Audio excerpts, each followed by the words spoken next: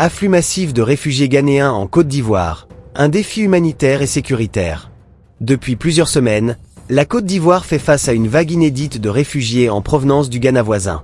Selon des sources humanitaires et locales, environ 10 000 personnes, en majorité des femmes, des enfants et des personnes âgées, ont franchi la frontière pour trouver refuge sur le sol ivoirien.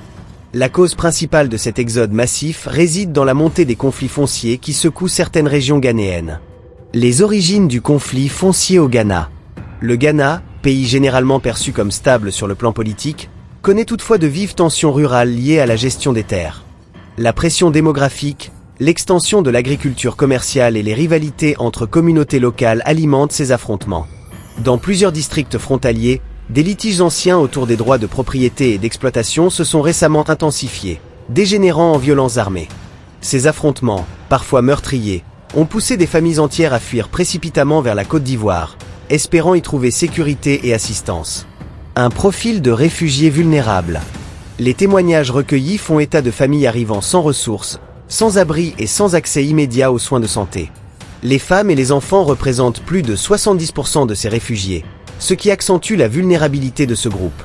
Beaucoup d'enfants ont été déscolarisés, exposant une génération entière à l'incertitude et à la marginalisation. La réponse ivoirienne. Les autorités ivoiriennes, surprises par l'ampleur de cet afflux, ont rapidement installé des sites d'accueil temporaires dans les zones frontalières. Cependant, la pression logistique reste très forte. La Commission nationale pour les réfugiés collabore avec le HCR, Haut Commissariat des Nations Unies pour les réfugiés, pour fournir un premier appui humanitaire, tentes, vivres, kits sanitaires et prise en charge médicale. Toutefois, l'accueil de 10 000 personnes supplémentaires en un laps de temps réduit représente un défi colossal pour un pays qui doit déjà gérer ses propres équilibres sociaux et économiques. Les infrastructures locales, notamment scolaires et hospitalières, risquent rapidement d'être saturées. Outre l'aspect humanitaire, cette crise pose aussi des questions sécuritaires.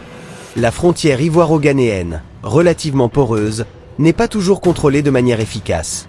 Les autorités craignent que des individus armés ou des acteurs liés au conflit foncier se dissimulent parmi les réfugiés. Cela pourrait créer des tensions locales, voire réveiller des rivalités anciennes au sein des communautés frontalières ivoiriennes. La solidarité régionale et internationale en question. Cette crise souligne la nécessité d'une coopération accrue entre Accra et Abidjan. Si le Ghana ne parvient pas à contenir rapidement les conflits fonciers, la Côte d'Ivoire risque de voir cet afflux se prolonger, avec des conséquences sociales et économiques à long terme. Les organisations régionales comme la CEDEAO sont appelées à jouer un rôle de médiation et de prévention afin d'éviter une escalade. Par ailleurs, les appels à la solidarité internationale se multiplient. ONG,